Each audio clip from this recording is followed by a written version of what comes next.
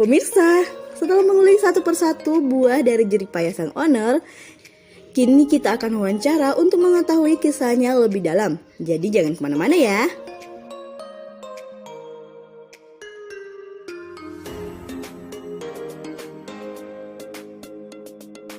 Sejarah singkat dari TUK. Jadi TUK berdiri di tahun 2018 kemarin. Berdiri di tahun 2018, tepatnya bulan Juli. Bulan Juli tanggal 8. Bermula dari sebelum gerobak meja dulu di lapangan di Saudenray, depan Saudenray. Itu jualannya pagi di Car Free Day. Kemudian sorenya baru beralih ke Pancasila, lapangan Pancasila. Nah, kemudian singkat cerita 1 tahun kemudian itu sudah ada outlet, itu outlet Andi Jema. Kemudian tahun kedua baru ada outlet Andi Kambo, dan yang sekarang ini tahun ketiga sudah ada TUK Eatery. Jadi sampai sekarang sudah berjalan selama 3 tahun.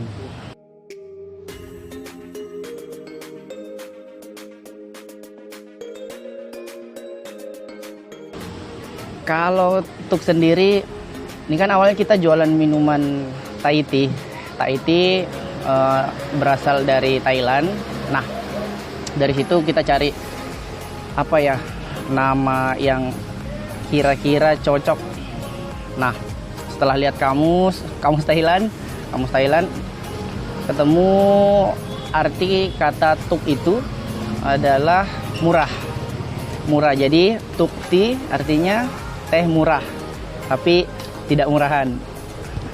Jadi seperti itu.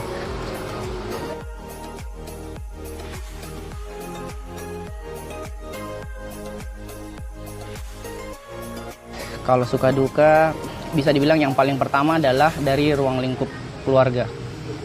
Jadi bisa dibilang keluarga kemarin dari awal startnya ini sama sekali tidak support.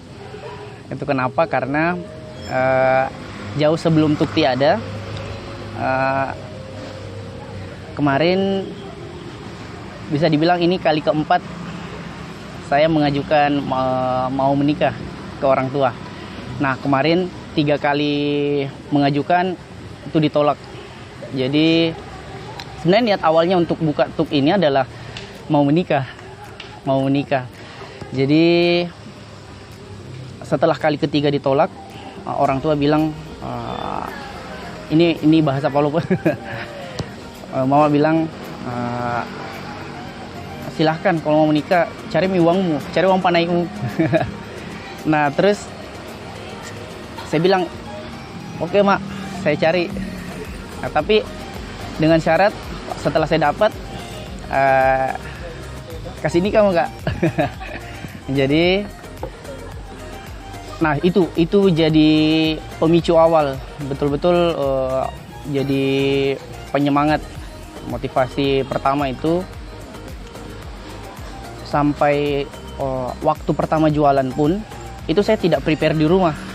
Kenapa? Karena bisa dibilang ngambek di rumah. Tidak ada satupun keluarga yang saya temani ngobrol selama sebulanan. Jadi saya prepare-nya di rumah teman pada saat itu paginya. Nah, sampai jadi pas pertama mau jualan itu kan prepare-nya di rumah teman. Mungkin ini sudah kehendak yang di atas. Ada satu barang yang ketinggalan. Yang mengharuskan saya untuk pulang ke rumah. Nah, pas saya pulang, itu kan saya ngambek ceritanya. Kemudian orang tua juga sama sekali tidak respon. Saya ambil barang, kemudian keluar. Pas di motor, seketika ada yang bilang, ada bisikan bilang, kau mau usaha, kau mau cari uang, sedangkan ridho orang tua tidak ada. Yakin dan percaya, biar sampai ujung dunia pun mau cari uang, mau usaha, itu tidak bakalan berkah. Jadi saya standar motor kembali, masuk ke dalam, pamit, saya bilang, "Mak, Pak, saya mau usaha. Kemudian mama bilang, "Oh iya, di mana?" "Di Sodenrae." "Ini sudah mau prepare." "Oh iya, nanti saya ke sana lihat." Sampai di sana, setelah mulai jualan dengan meja, sama sekali tidak ada yang beli. Sampai itu lumayan drop. Dan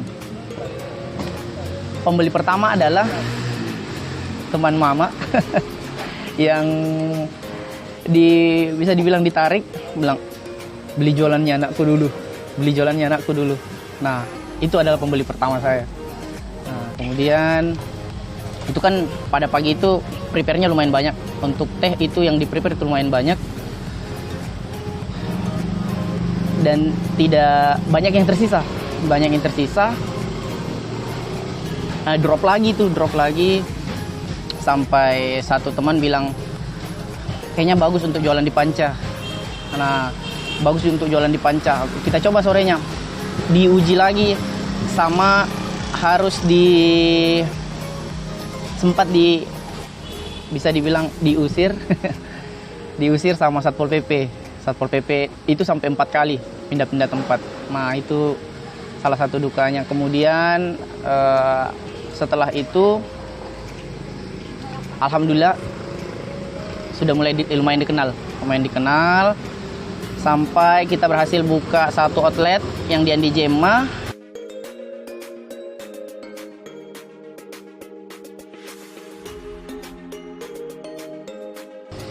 Idenya, jadi setelah 2 tahun berjalan, itu bisa dibilang kita makin memperbaiki sistem, makin membuat manajemen lebih baik lagi. Akhirnya saya coba untuk ke Bandung, kemarin sempat ke Bandung belajar manajemen seputar F&B, seputar kuliner. Nah, di sana itu belajar 4 hari. Belajar selama 4 hari. Nah, sementara kita selama pembelajaran di sana, ada satu model bisnis yang sempat dibahas 4 hari berturut-turut dibahas. Nah, itulah dia yang menjadi inspirasi dari Eatery itu. Jadi model jualannya itu mie, konsepnya sama seperti Tukti. Kalau di Tukti itu selalu saya bilang Tukti itu murah, enak, banyak. Nah, ketika pas saya lihat inspirasi yang di Bandung kemarin, insting langsung bilang kayaknya ini bisa dibuka di Palopo. Nah, itu dia yang mendasari kita buka Tuk Eatery.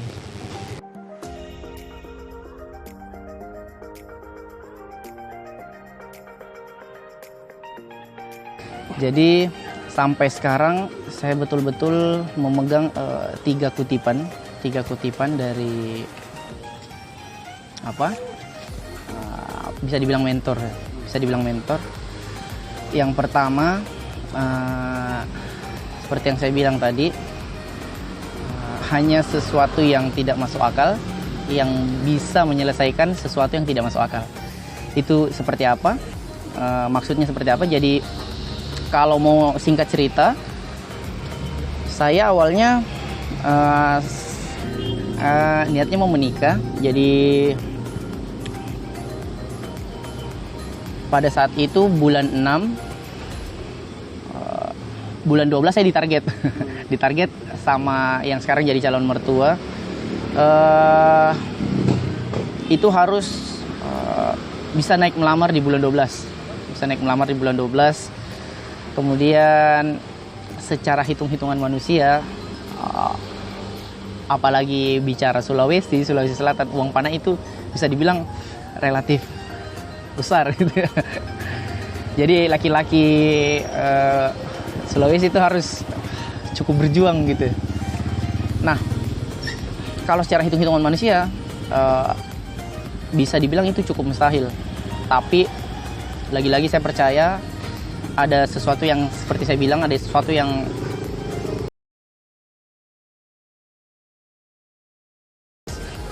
kemudian yang kedua,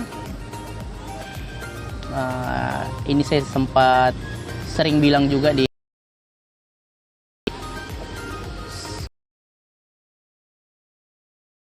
mengadakan seminar, itu saya bilang be or not to be, there's nothing in between. Lakukan atau tidak karena tidak ada, maksudnya kalaupun ada itu adalah keraguan-raguan. Kemudian yang terakhir,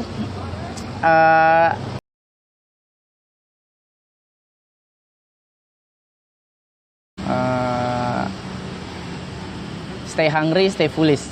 Tetaplah lapar dan tetaplah merasa untuk bodoh gitu. Kenapa? Karena selagi kita merasa lapar, selagi itu kita mencari, kemudian begitupun juga kalau kita masih tetap merasa bahwa kita masih perlu banyak belajar. Suka dan duka mampu dilewati dengan bijaksana oleh Fikra, hingga lahirlah usaha yang kini populer di kota Palopo.